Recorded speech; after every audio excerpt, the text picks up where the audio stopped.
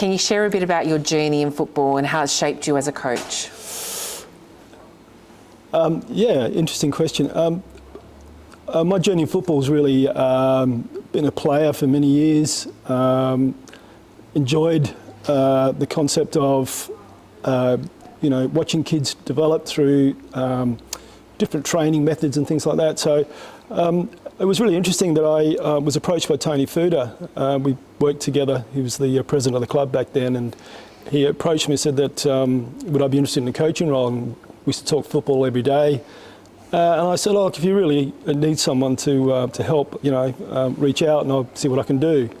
A few weeks went by and he come and pleaded with me, said, can you please come on board? We need someone to help. So that was 4 years ago and here I am now. So I guess my journey has been quick and short with Eastern, but certainly I've been involved in football for many, many years, playing for close to 30 years at different levels. Great. And coaching at different levels in different clubs as well. Perfect, thank you. Yeah. What has attracted you to the position of Technical Director with EUFC Juniors? I think it was more about, we had Diego Pellegrini here, obviously, a well-known figure, and set up some terrific academies and philosophies in the club. I think when he left, I think we saw a bit of a gap. And for me, it was more about, I thought the club was losing its direction slightly. Not that that was a bad thing, but I think it was just something that happened automatically with Diego moving on. And I really wanted to, bring my, philosophies and thoughts and ideas to the club and say how I think this is potentially what we could do for the club and make the club better as a community club that can help with player development. Perfect, thank you. How do you feel about the responsibilities of overseeing the development of young players? Well, it's a big task, but it's something that I've cherished and I suppose I really am looking forward to. I think for me, player development's really, really important, and also the kids having fun and enjoying playing the game.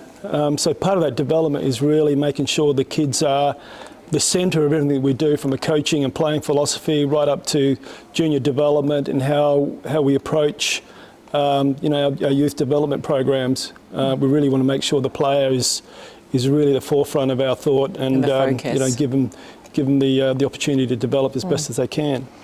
What are your immediate goals for the under 13s to 16 program? Well, I guess first thing was just to understand what the new league structure is going to look like, and then working with the newly appointed coaches and supporting them as much as possible, and then making sure that our coaching playing philosophies and our player development is actually developed even further through these appointments of coaches. And it's really just supporting them and making sure the players are enjoying their football, they are learning and developing, and we provide a pathway potentially through our seniors and beyond. Fantastic. How do you define your coaching philosophy when it comes to youth development? Well, again, it was, I was similar, I suppose, to most coaches that, start out. Quite traditional, quite explicit in my language. I did a lot of research in terms of coaching and player development, and through, I suppose, child psychology in terms of understanding what and how players or how youth actually learn things. And I changed my whole philosophy in terms of my coaching style.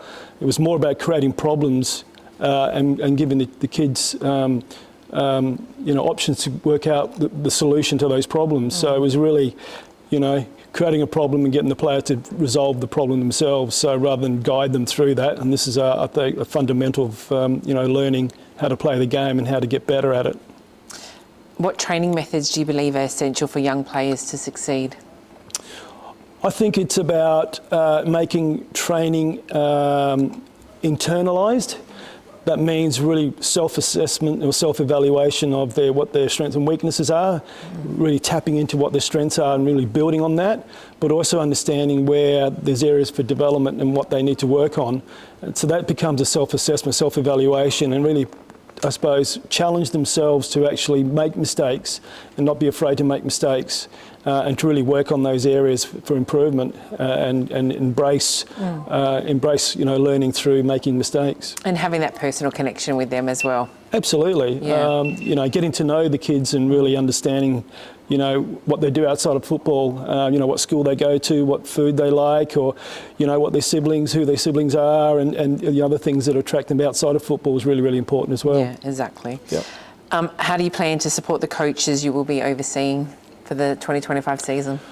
Again, we sort of, I suppose, touched on that, is really just guiding them and supporting them and making sure they stay focused on what the club ethos is in terms of what our mission statement is to, you know, really develop the youth, really look at what we want from the club and what we want from our playing group, and how we, I suppose, get those kids to love playing the sport and staying in the club that they love. And I think it's really just supporting the coaches and giving them the support they need from a technical perspective. Yeah. Yep. Great. Why is cultural alignment important for the juniors, and how will you promote this? Again, it's being, I suppose, a community-based club, right? We make the players centred. You know, we have our Pellegrini Awards. You know, the families come together. You know, we're very, I suppose, you know, family-oriented. You know, we have a lot of social events and things like that. And I think that social aspect, the kids love it, and they interact really, really well.